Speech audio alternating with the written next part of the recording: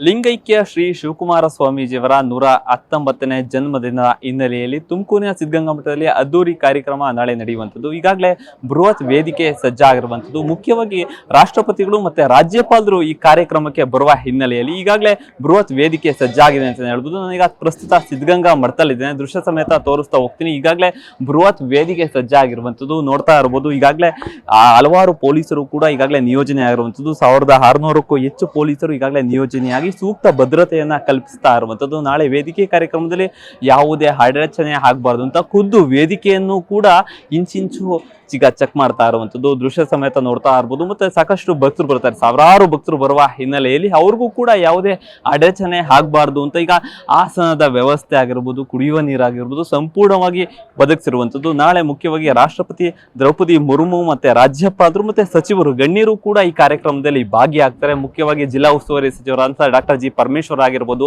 ಸಚಿವರಾದಂತಹ V Somanna ಆಗಿರ್ಬೋದು, ಹಲವಾರು ಗಣ್ಯರು ಕೂಡ ಈ ಕಾರ್ಯಕ್ರಮದಲ್ಲಿ ಭಾಗಿಯಾಗ್ತಾರೆ. ಹಾಗಾಗಿ ರಾಷ್ಟ್ರಪತಿಗಳು ಮುಖ್ಯವಾಗಿ ರಾಷ್ಟ್ರಪತಿಗಳು ಬರುವ ಹಿನ್ನೆಲೆಯಲ್ಲಿ ಸೂಕ್ತವಾದಂತಹ ಭದ್ರತೆ, ಅದರಲ್ಲೂ ಕೂಡ 1600ಕ್ಕೂ ಹೆಚ್ಚು ಪೊಲೀಸರನ್ನ ಈಗಾಗಲೇ ನಿಯೋಜನೆ ಮಾಡಿರುವಂಥದ್ದು. ಮುಖ್ಯವಾಗಿ ಹೇಳಬೇಕು ಅಂದ್ರೆ 10:40ಕ್ಕೆ ವಿವಿ ಹೆಲಿಪ್ಯಾಡ್ಗೆ ಬರ್ತಾರೆ, ಅಲ್ಲಿಂದ 10:50ಕ್ಕೆ ಗದ್ದಿಗೆಯ ದರ್ಶನ ಪಡೆಯುವಂಥದ್ದು ರಾಜ್ಯಪಾಲರು.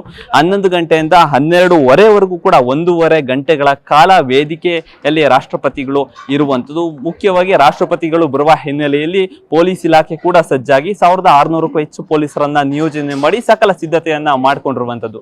ಕ್ಯಾಂಪರ್ ಪರ್ಸನ್ ರಾಕೇಶ್ ಜೊತೆ ದೀಪಕ್, ಪ್ರಜಾಶಕ್ತಿ ಟಿವಿ, ತುಮಕೂರು.